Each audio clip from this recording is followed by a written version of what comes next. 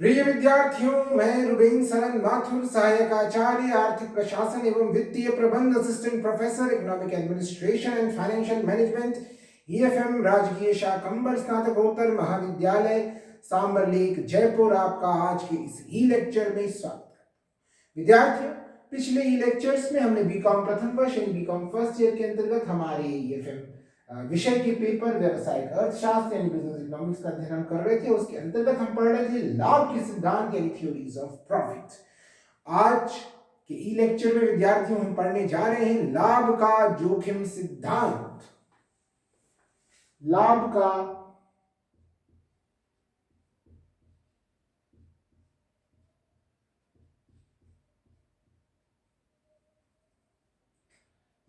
का जोखिम सिद्धांत।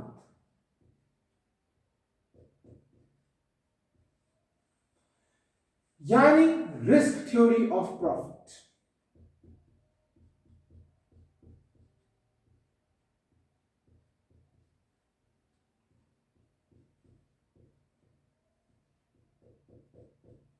Risk theory of profit.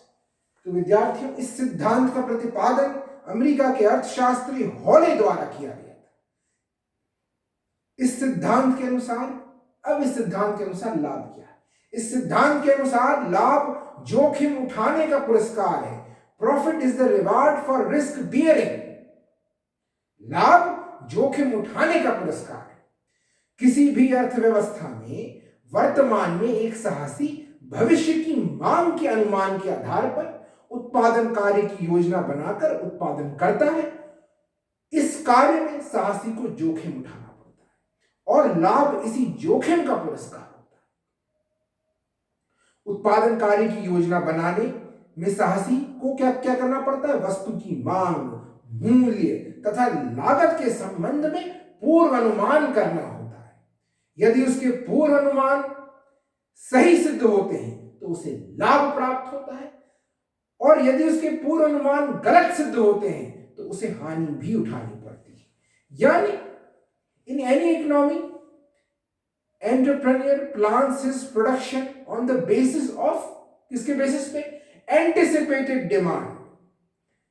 Entrepreneur takes risk and profit is the reward for this risk. अब to plan the production, entrepreneur क्या क्या करता है? सबसे पहले डिमांड को एस्टिमेट करता है, प्राइस को, कॉस्ट को, किसको करता है? किसको एस्टिमेट करता है? किसके संबंध में पूर्व अनुमान करता है? वस्तु की मांग, मूल्य तथा लागत, यानी demand of the product, price और उसका कॉस्ट। अगर उसका जो एस्टिमेट है और फोरकास्ट है वो सही होते हैं तो उसको प्रॉफिट होता है, नहीं तो उसको हानि भी उठानी पड़ती है। विद्यार्थियों, आजकल उपभोक्ताओं की रुचियों, आवश्यकताओं और फैशन आदि में निरंतर परिवर्तन हो रहे हैं। इसके कारण व्यवसायिक जोखिम की मात्रा बढ़ती जा रही है। साहसियों का महत्वपूर्ण कार्य क्या होता है? इन जोखिमों को झेलना, और इसके बदले उन्हें लाभ प्राप्त होता है।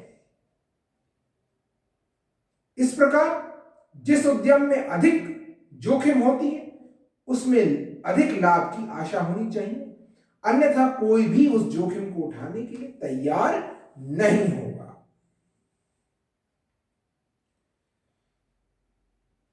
तो इस प्रकार अगर हम इसको अंग्रेजी में समझें, nowadays consumers interest, fashion and wants are changing continuously, and किसी कारण से business risks are increasing. The main work of the entrepreneur is to face these risks and earn profit. यानी उसका अब जो साहसियों का जो महत्वपूर्ण कार्य होता है वो इन जोखिमों को झेलना होता है और इसके बदले उन्हें लाभ प्राप्त होता है।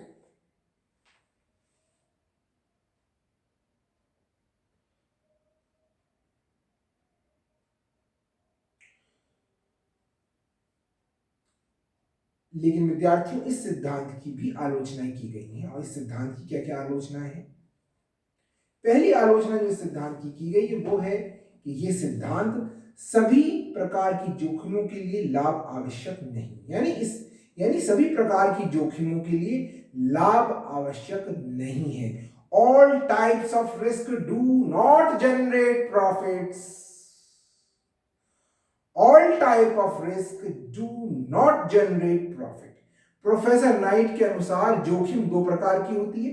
एक तो क्या, बीमा योग्य जोखिमें, और दूसरी अबीमा योग्य जोखिमें। तो बीमा योग्य जोखिमें वो होती हैं जिनका अनुमान लगाया जा सकता है और बीमा कराकर उन्हें दूर किया जा सकता है। और इसके विपरीत कुछ जोखिमें ऐसी भी होती हैं जिनका न तो अनुमान लगाया जा सकता है और न ही बीमा करवाया जा सकता है। तो लाभ केवल दूसरे प्रकार की जोखिमों के कारण ही उत्पन्न होता है। तो पहली आलोचना इस सिद्धांत की क्या है? इस सिद्धांत का प्रतिपादन विद्यार्थियों आप किसने किया था? इस सिद्धांत का प्रतिपादन हॉले ने। हॉले,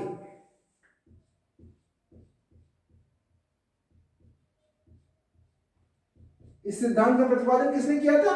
हॉले ने। अब हम इसकी आलोचनाओं का अध्ययन करेंगे।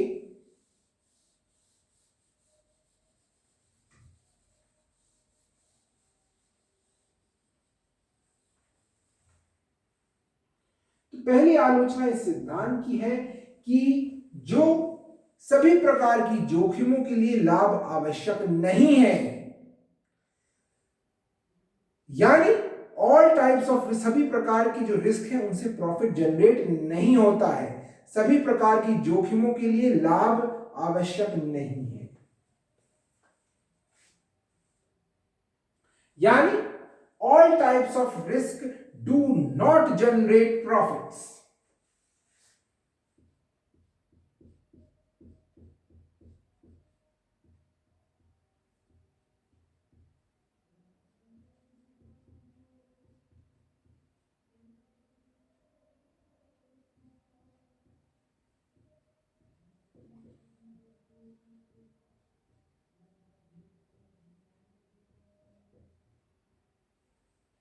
All type of risk do not generate profit.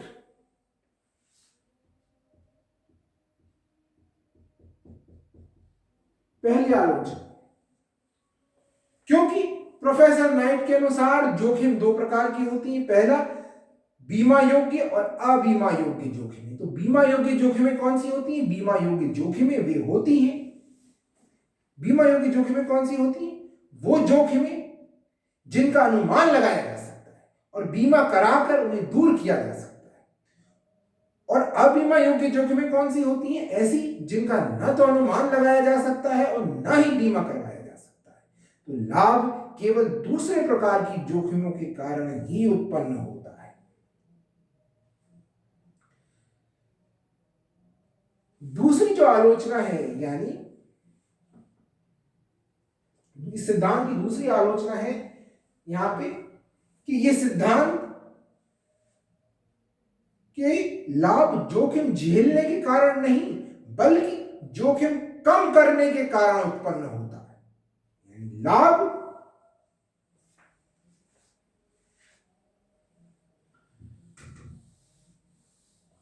दूसरी इसकी आलोचना है सिद्धांत की कि लाभ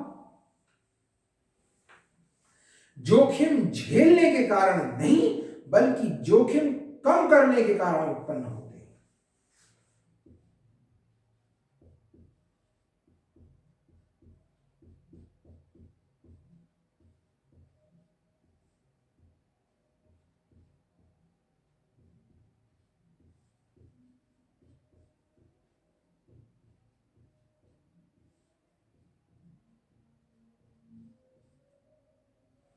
बल्कि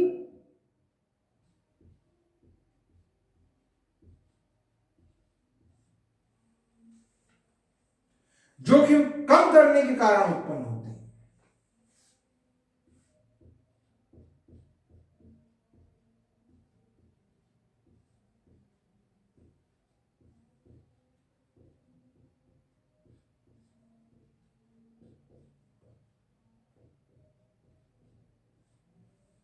उत्पन्न होते हैं।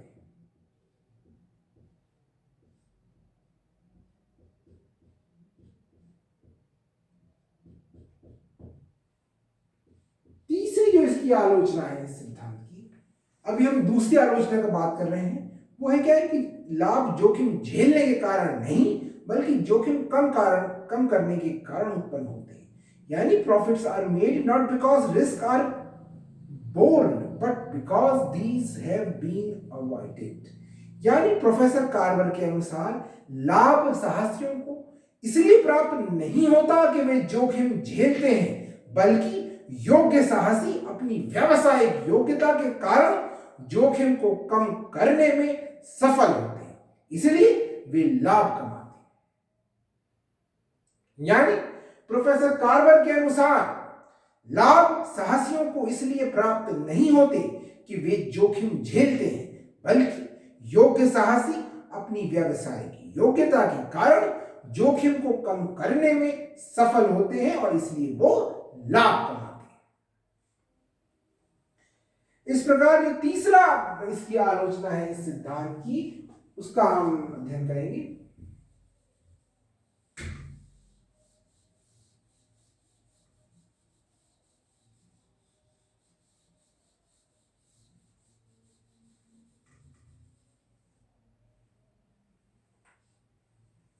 तीसरी आलोचना जो इस सिद्धांत की गई है, यानी जो सिद्धांत है हमारा लाभ का जोखिम सिद्धांत यानी रिस्क थ्योरी ऑफ प्रॉफिट, तो तीसरी आलोचना जो सिद्धांत की जाती है वो है कि लाभ तथा जोखिम में सीधा संबंध नहीं है।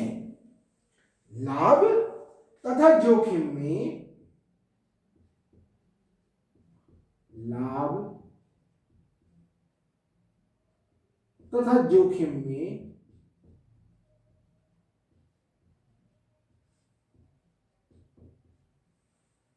सीधा संबंध नहीं है।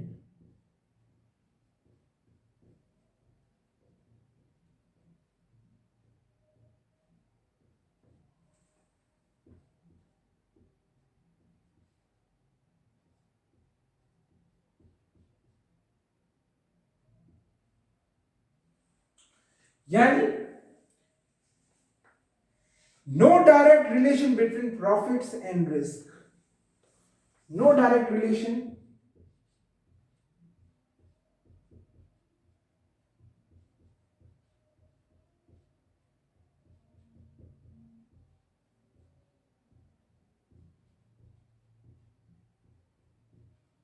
between profits and risk।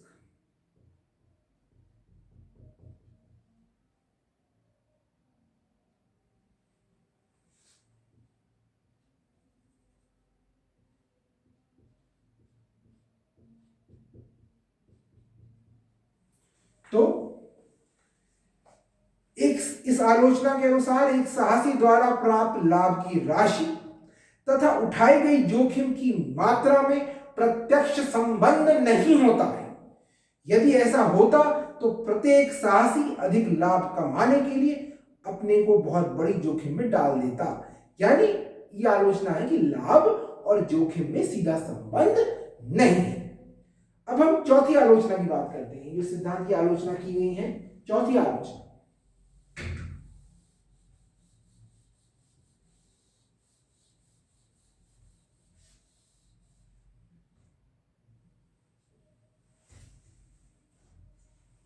चौथी आलोचना इस सिद्धांत की है,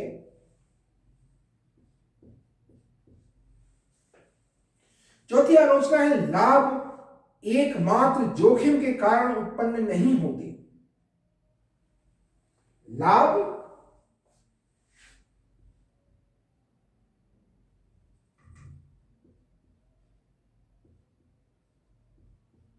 एकमात्र जोखिम के कारण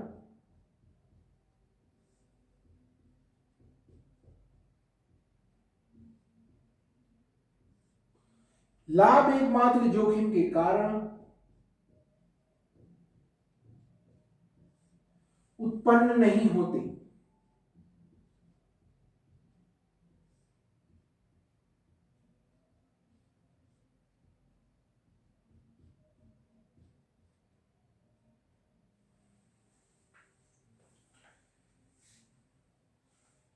profits are not made solely on account of risk, यानी केवल जोखिम के कारण लाभ उत्पन्न नहीं होते।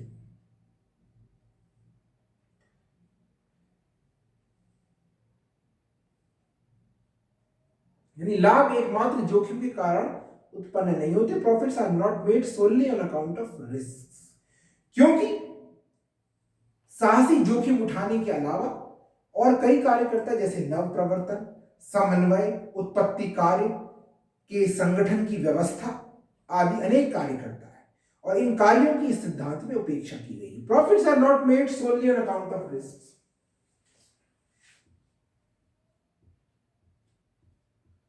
Profits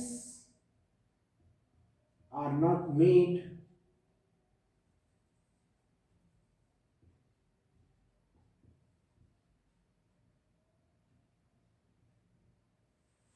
solely on account of risks.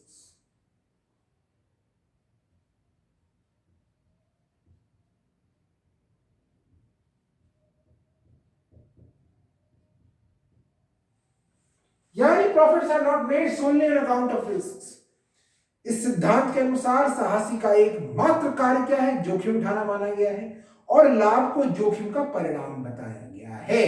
परंतु साहसी जोखिम उठाने के अतिरिक्त कई कार्य करता है, जैसे innovates, he innovates, coordinates and manages the organisation for production. और इन कार्यों की इस सिद्धांत में उपेक्षा की गई। तो आलोचना किसकी कितनी? पहली वाली आलोचना क्या है कि सभी प्रकार की जोखिमों के लिए लाभ आवश्यक नहीं है, यानी all types of risk do not generate profits, पहली आलोचना। दूसरी, लाभ जोखिम झेलने के कारण नहीं बल्कि जोखिम कम करने के कारण उत्पन्न होते हैं, क्योंकि योग्य साहसी अपनी व्यावसायिक योग्यता के कारण जोखिम को कम करने में सफल होते हैं, इसलिए वे लाभ कमाते हैं। तीसरी आलोचना, लाभ तथा जोखिम में सीधा संबंध नहीं है, no direct relation between profits and risk. और चौथी आलोचना कि लाभ एकमात्र जोखिम के कारण उत्पन्न नहीं होते, profits are not made solely on account of risks।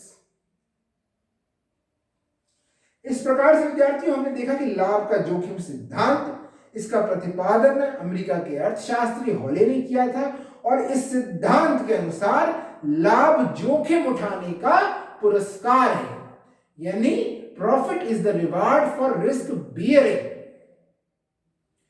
और इसकी आलोचना अगर हम देखते हैं तो इसकी 4 आलोचनाएं हैं।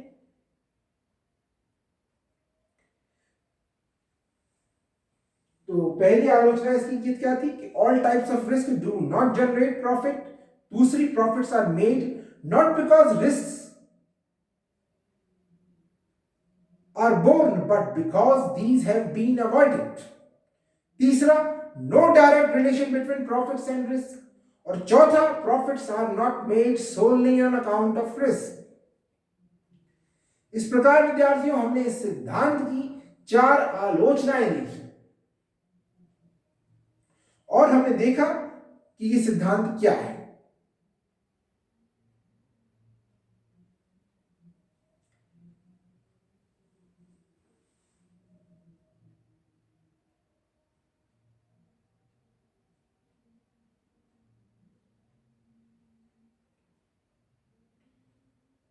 तो पहला क्या है इसका, और इसकी 4 क्रिटिसिज्म थी। पहला क्रिटिसिज्म था all types of risk do not generate profit, क्योंकि प्रोफेसर नाइट ने रिस्क को 2 टाइप्स में बांटा है, इंश्योरेबल और नॉन इंश्योरेबल। इंश्योरेबल रिस्क क्या कौन सा होता है? Which can be estimated and can be eliminated by insurance. Opposite to it, there are certain risks which can neither be fully estimated nor insured. Insurable risks are those which can be estimated, यानी and eliminated by insurance. Opposite To it, there are certain risks which can neither be fully estimated nor ensured. Profit is created by the second type of risk. दूसरा जो हमारी आलोचना की criticism था इसका वो था कि profits are not made are made profits are made not because risk are borne but because these have been avoided. तो प्रोफेसर कार्वर के अनुसार profits are earn because the risk are avoided not because risk are undertaken. तीसरा था no direct relation between profit and risk. There is no direct relation between the amount of profit and the risk borne. और चौथी आलोचना थी, criticism था, profits are not made solely on account of risk. The work of entrepreneur is not only bearing risk but in addition to it he क्या करता है, he innovates, coordinates and manages the organisation for production. These have been ignored in this theory. तो विद्यार्थियों, आज की lecture में हमने लाभ का जोखिम सिद्धांत यानी the risk theory of profits का अध्ययन किया. इसकी क्या क्रिटिसिज्म है, ये थ्योरी क्या है, आगे की लेक्चर्स में हम आगे का अध्ययन करेंगे. आज की लेक्चर में इतना ही. बहुत बहुत धन्यवाद.